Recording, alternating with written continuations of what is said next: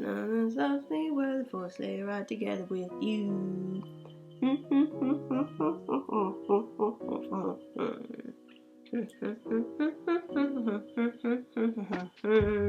Hey friends, it is Jenna, what is up, and welcome back to the Board Game Garden. Today we are starting some festive videos, y'all. I'm very, very excited. I decided I wanted to do this about a month ago and I've been planning it all out and I'm so excited. And I'm going to be calling this series The Gifting Garden. I thought it would be cute. I know it's cheesy, but we're just gonna deal with it, okay? I'm a cheesy person, but we're going to be doing a few different videos over the next few weeks where I'm going to be recommending some games to you guys to pick up for the holidays, for your loved ones, for people in your life, for yourself, in different categories. So today we are starting off with approachable games or family games. So these are going to be games that I recommend you pick up for people in your life that are, you know, in your family, may not necessarily be super into the board game hobby, just games that are easy to get to the table for people that aren't used to big, heavy games. Family games, also games that you could play with your kids. I would say that pretty much all of these can be played with kids 8 and up.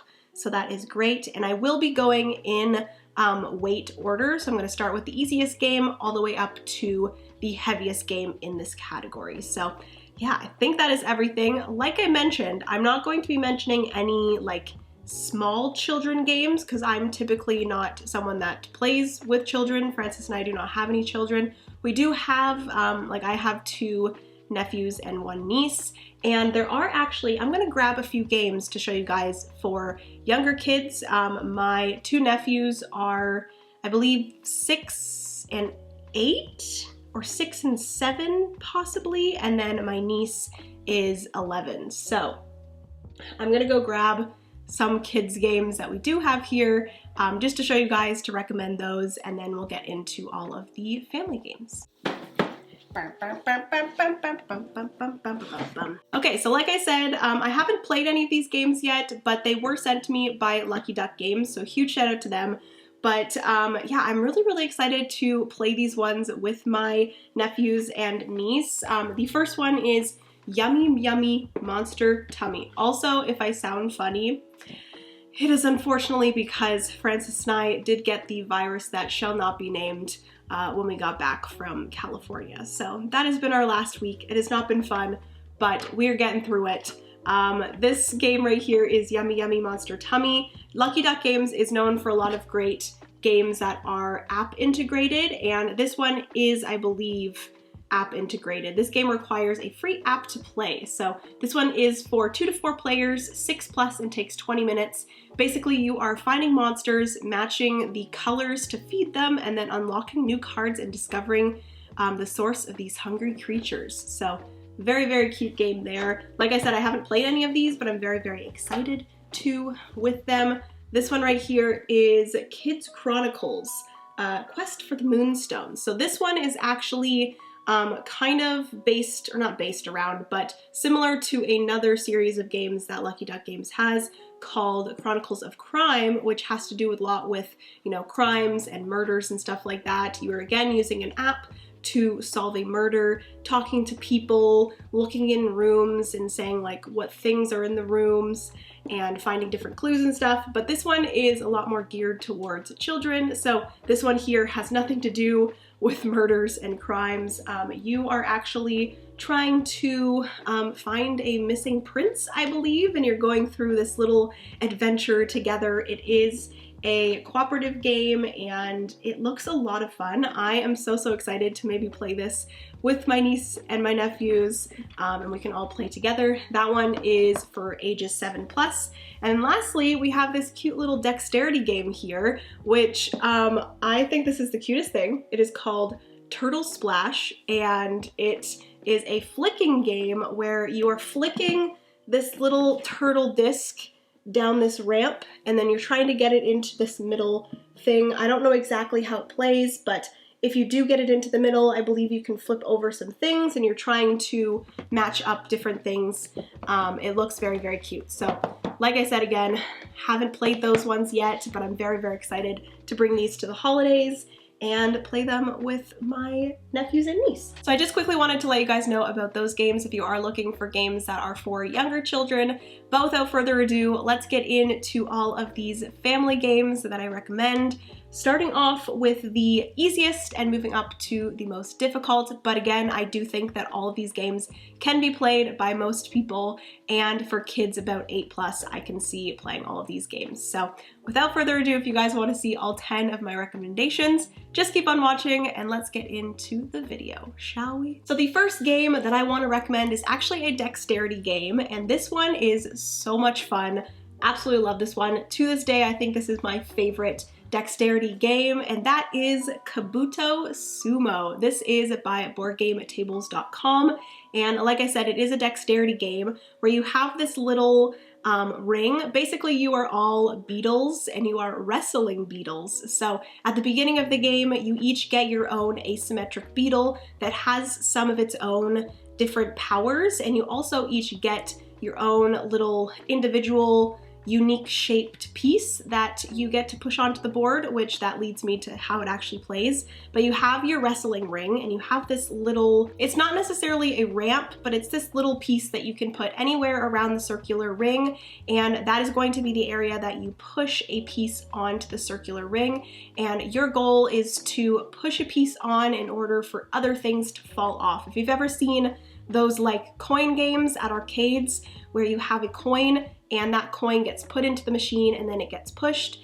and the more things that get pushed, the more things possibly fall off. That's kind of the basis around this game, and you are trying to get the other wrestlers off of the ring. So you're trying to ultimately push your opponent off of the ring. This game is really good at 2 players. That's usually what we play it at, but you can play it in teams, 2 teams of 2 for a 4-player game.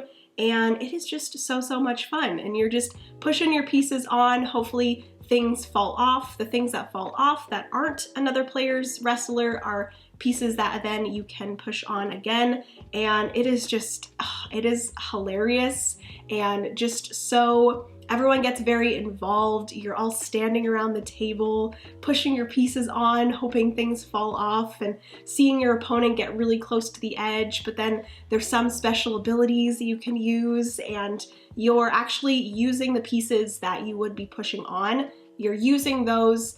Most of the time you're having to pay it to the other person in order to use your special ability. So that may be taking your special piece, that may be like a really big chunky piece that you push onto the board that pushes more things off. There's a bunch of different beetles with different abilities, and it is just a hoot. It is just a hoot, okay? I just love this game so much. So that is Kabuto Sumo. Definitely recommend that one. That is the easiest out of all of them, I think, just because it is a dexterity game. They're very simple, and it is just a very fun time. So that is the first one I recommend, Kabuto Sumo. Moving into the next game. This is, I think, one of our first like tile laying games, and I think this one is a great one if you're wanting to get into those styles of games or introducing people to those styles of games. But this is Barren Park. This is published by Lookout Games, designed by Phil Walker Harding, and like I said, I think this was one of our first tile laying games, and I love it so much. This is such a classic, such a great one to introduce to people that aren't necessarily in the hobby. Kids can also play this one. And in Barren Park, you are actually working to build up your own little bear park, or a zoo that only has bears, which I think is a little bit weird, but you know, we're not gonna question it. Basically, you have this little board that has, it's like a grid, and you have a bunch of different icons on it, and you're taking these polyomino shaped pieces and you're placing them on your board, and whenever you cover up one of the icons on your board, that allows you to pick up another polyomino shape. There's some icons that allow you to pick up bigger ones that are worth more points, and you're placing them and fitting them on your board. And then you also have these workers that if you cover up those workers, you get to place a new board beside your first board, and you're kind of expanding your Barren Park, making it bigger. And once you do fill up one of the boards, you get one of these little I think they're like trophies or something, but you're placing those on a specific part of your board, and that's going to get you the points. If you get it first, you get the most points, and they kind of go down as people fill their boards, and you're getting one of those for each board that you fill. And once everyone has, or actually I think once one person has filled up all of their boards, I think you eventually get 4 of them, the game is ended, and then you count up all of your polyomino tiles and your little trophies on your board, and whoever has the most points wins. And it is just such a fun, easy little game that you can pump out in about half an hour. It plays 2 to 4 players, and I just absolutely love Barren Park. Definitely recommend it for anybody who is just getting into the hobby, is new to the hobby, or just people that, you know, don't want to get fully into the hobby but still want to play some games. That's a good one. So moving into game number 3, this one is a pretty compact one, so it'd be a nice one to gift someone maybe as a stocking stuffer, but this is Floriferous. This is published by Pencil First Games, and it is such a beautiful game. I feel like if you got this one out on the table, you would have people coming over and wanting to play just because of how pretty it is. But basically in Floriferous, you are all frolicking through a garden and picking flowers. It's a set collection game, so you're trying to collect different types of flowers, different colors of flowers, different types of bugs and stuff like that. But what I really love about this one is the way that you're moving through the cards. So basically in a 4-player game, you would have cards on the table in 5 columns and 4 rows, I believe, and each person has a piece that they're putting on the side, and then you're going from left to right, and the first player would put their piece onto one of the 4 cards in the first column, take that card and put it in front of them. The next person would go, the next person would go, and then whatever order you placed your pieces in that column, that would be the order for the next turn. So it all depends on what card you're taking on your turn that will determine what place you'll be going in the next turn. So for example, if I took the top card on my turn, I would be going first on the next round. But if I took the bottom card, that would mean that I would go last on the next round. So it's always that balance of, do I want to take a card that I don't really need as much in order to possibly go first on my next turn? It's always that cool balance there. But there's also a row of cards at the bottom that are different objectives. So it might be you'll get this amount of points for getting 1 of every single color of flower, or 3 of the same color flower, and different things like that. There are also bouquet cards that basically need you to have, you know, a certain 3 flowers in order to score for that bouquet card. So there's always these like different things that you're going for, and it is just such a fun, lighthearted game that I feel like anyone can get into. So that is Floriferous. Also, a little bonus is that it can be played solo for all my solo gamers out there. So that is Floriferous. Game number, oh my god, no. I'm losing my voice, oh no. Moving into game number 4. This is a game that I haven't talked about in a while, but we absolutely love this game. When we first got Canvas, we played this like a solid 10 to 12 times in 1 month. But Canvas is from R2I Games, and it is such a unique and beautiful experience in a game. I have not seen a game like this, and I feel like R2I Games does a lot of these really just unique mechanics and different things.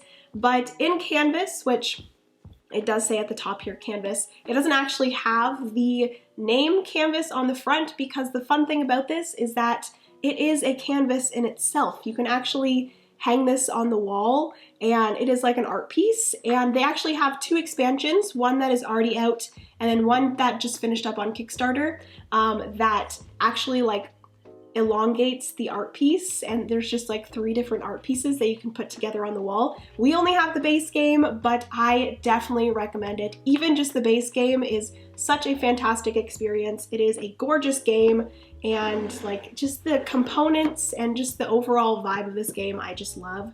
But basically you are all painters, and you are trying to create the most beautiful paintings by collecting these different cards that are actually transparent, and they have different things on them, which I will actually show you guys in the B-roll. But Basically, you are overlapping these cards in order to, at the bottom of each of these cards, they have different things, and you're trying to overlap them in order to get different icons and stuff in order to score points. So there are, I think each game, 3 or 4 different objective cards, and each of those objective cards have different things that they want. So for example, there might be one that says they want 3 triangle icons in a picture. So you're trying to get as many of these objectives as possible in one painting in order to score as much as possible.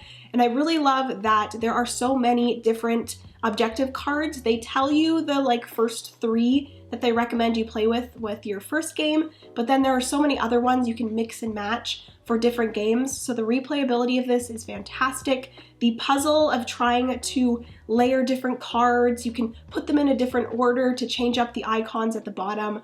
I just love it so much. And then it has that added bit of actually creating a little painting, and it actually gives you like a little name. Once you do layer all these cards, it'll give you a name for your art piece. So once you're finished creating that art piece, you can say, hey everybody, this is my finished art piece. It is called blah blah, and it is beautiful, you know? And I just think that's so fun and such a unique concept for a game, and I do recommend this one for anybody. We've played this with my family, which none of my family are like huge board gamers, so whenever I can get a game to the table with them, it just makes me so happy. So Canvas is one that I definitely recommend you try out or get for somebody in your family.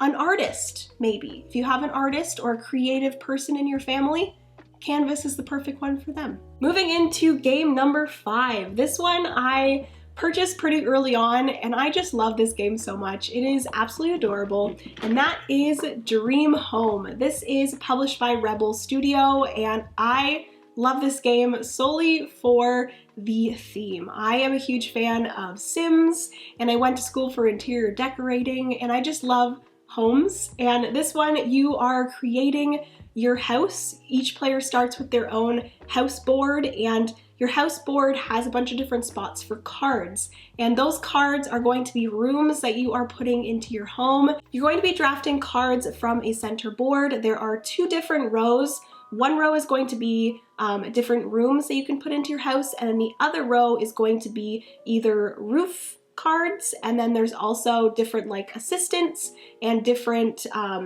what are they called, like pieces of furniture and different things you can place into rooms. And you're going to be taking 2 cards from a row. So it's going to be a combination of a room card and then a random card, and you're going to be placing those on your board. The room is going to be going into your house, and those are going to be, you know, a bedroom, a kitchen, a living room. And some of those different rooms, you get more points for having the same type beside one another. So if you, for example, got 2 living room cards beside one another, you would gain more points. You could even get up to 3 living room cards and get the most that you can possibly get. And then for the roof cards, you are placing those face down on your board, and it's kind of a little bit of a memory game because you're gonna have to try to remember what color roof cards you have already collected, and you're trying to get a lot of one color, because at the end of the game, whatever color you have the most of, I believe you get a point for each of them. It's been a while since we've played this one, but those ones, and then you also have different assistants that allow you to move cards in different ways. You have the furniture cards that allow you to place different pieces of furniture on certain rooms that you may have in your house to get additional points. So that is Dream Home. I just love this one so much. It's funny because it's called Dream Home, but your house ends up being absolutely crazy at the end of the game, and like not even making any sense. So it's just a little bit funny to see people's houses at the end of the game. They may not have a kitchen, they may have 6 bathrooms. You never know. So that is Dream Home. Absolutely love that one and definitely recommend it for any family, person, people that love houses, you know. So we are halfway through the video. We got 5 more games to go. Game number 6 is probably one of my favorites in this video. If you've watched my videos before, you will know how much I love this game, but that is Cascadia. This is published by AEG and Flat Out Games, and this is a game that I think everyone needs to play. It is so much fun. The puzzle of Cascadia is absolutely fantastic, And this is actually a great segue into the sponsor of today's video, which is WSBG, or the World Series of Board Gaming. Huge thank you to them for sponsoring today's video. But if you guys have never heard of the World Series of Board Gaming, basically they had their first event this past September and it went absolutely amazing. I actually watched a lot of the tournaments live on YouTube and it was so much fun watching these people play. I mainly watched the Seven Wonders tournament. I watched the Ticket to Ride tournament. It was just so much fun seeing these people compete in all of these different games that I know and love. But if you've never heard of the World Series of Board Gaming, like I mentioned, they just recently had their first event. They are having another one next year around the same time. So I believe it is running from September 24th to September 28th. And basically you can sign up to take part in these different tournaments of 16 different games, and I think it is amazing the wide range of games that they're going to have next year. They have games like Cascadia, Azul, Ticket to Ride, Patchwork, these different like family weight games that you can compete in, but then you can also compete in, some heavier games like Raw and Castles of Burgundy, Brass Birmingham, Gaia Project. Just the range of different games that you can compete in is so amazing, and you have a chance to win. If you do win in one of the 16 tournaments, you get like a Super Bowl style ring with that like game's name on it. It is like $2,000 for that ring, so that is amazing. But you can also compete all the way up to the Grand Champion, which you can win $25,000.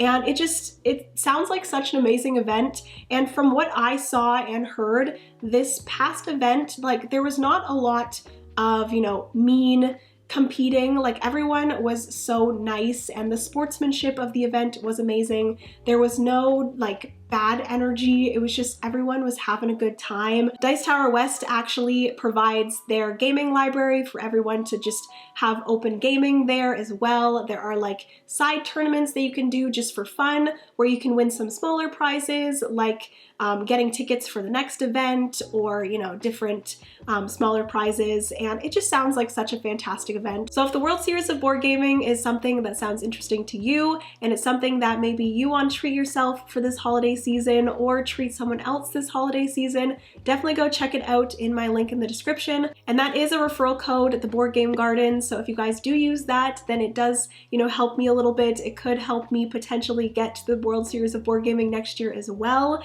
And that could be a great way for me to be able to meet some of you guys. So I think that would be so amazing. Definitely go check it out if you guys are interested. But yeah, thank you again to World Series of Board Gaming for sponsoring. But moving back to Cascadia, if you guys have never heard of Cascadia, it is a fantastic little puzzle game where you are going to be picking one of 4 different combinations of a tile and an animal token. So you're taking a tile and an animal token and you are placing the tile in your environment and you're trying to make groups of different types of like terrain or habitats. So there's mountains, there's rivers, there's grassland, there's swampland, different things like that. And you're trying to create patches of those to score points at the end of the game. And then you're also placing these animal tokens on top of these habitat tiles in order to achieve different animals' objectives. So some animals want to be in groups, some animals want to be alone, and you're scoring in different ways. And the puzzle of this and just the ease of teaching and playing this game is absolutely fantastic.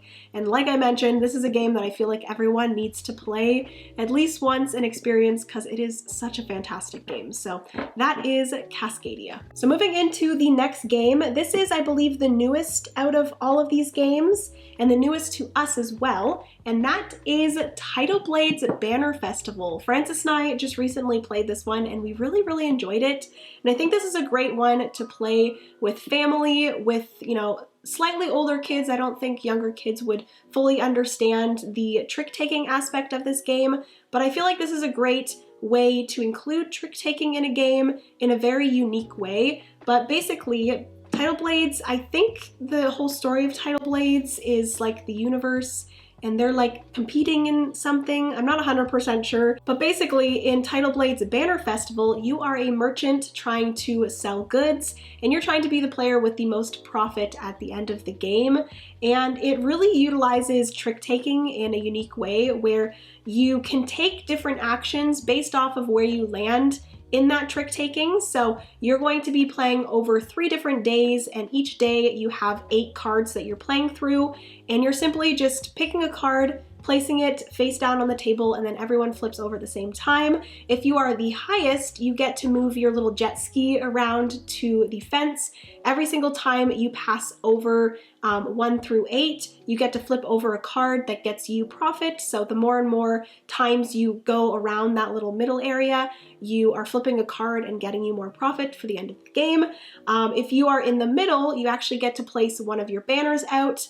Those banners, wherever you place them, gets you fruit from the center, these little squishy star fruit, which are adorable. And at the end of each day, you will be doing area majority. So on each region, so the board is like a circle, and each half of the circle is a region. Whoever has the most banners in that region gets, I believe, 6 profit. Whoever has the second most gets 3, and you do that for each of the regions. And then lastly, if you get the least amount in the trick-taking area, you get to do whatever ability is on that card. So each card has a different thing. Some might be taking fruit for how many banners you have in that region. Some might be move your little ski-doo around twice per many banners you have in that region. So it's a really cool thing where you're trying to balance out all 3 of these, trying to get fruit. Once that collection of star fruit in the middle of the board is empty, that means that a feast happens. So everybody counts up how many star fruit they have, and then whoever has the most gets that many in profit, and then all of the other people get half of what they have in profit. So it's a really good way to get profit there. The area majority with your banners, as well as moving your ski-doo around. It's just that balance of trying to get all 3 of those things, trying to get the most profit. It is just a really, really interesting take on trick-taking. It takes the trick-taking mechanic and makes it a little bit more fun and interactive in a way. So really enjoyed that. That is Tidal Blade's Banner Festival. Moving into the next game, this is another small box game that I feel like would be really good for a stocking stuffer. It is the only roll and write on this list, which I will say in general, roll and writes are great family weight games that I recommend to anybody. Just looking for roll and writes with a theme that you enjoy is a great way to find some great gifts. But the one that I wanted to recommend is one that I haven't seen a lot of people recommend, and I just love this game so much. It is called Walk and Roll. This is published by Ori Games, and this is a little bit difficult to get, but I do believe that Board Game Bliss still has copies of this, and they also do have an expansion for this called the Korean Wave, which adds some Korean dishes to it. But basically in Walk and Roll, it is kind of a little bit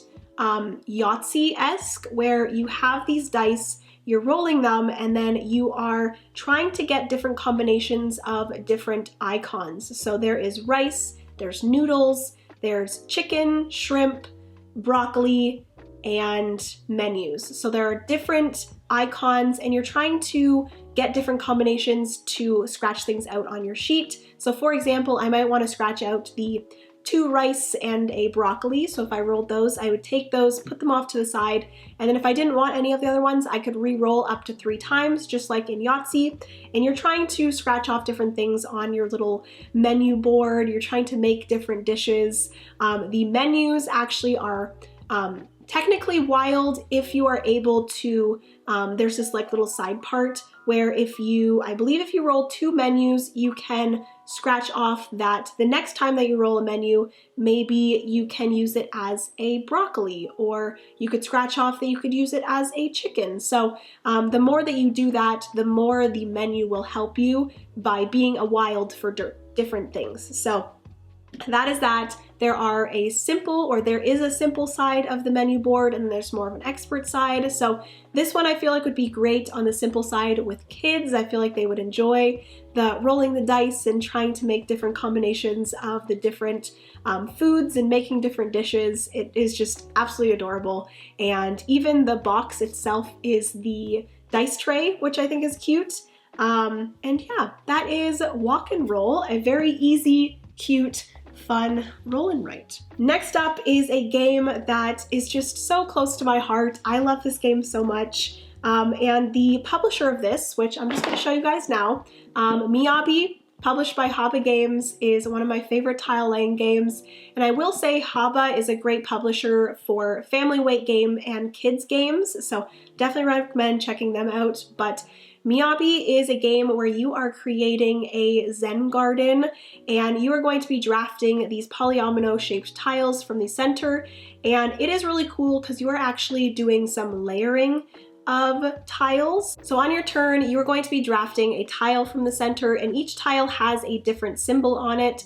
There are like bushes and trees and rocks and buildings and koi ponds, and you are having to place that tile in that specific symbol's row, and you can only place a certain symbol in a column once per round. So you have these little statues that you're going to be putting up saying that you've already placed something in that row, and you can only place one thing in each row per round. So super fun puzzle there of placing those.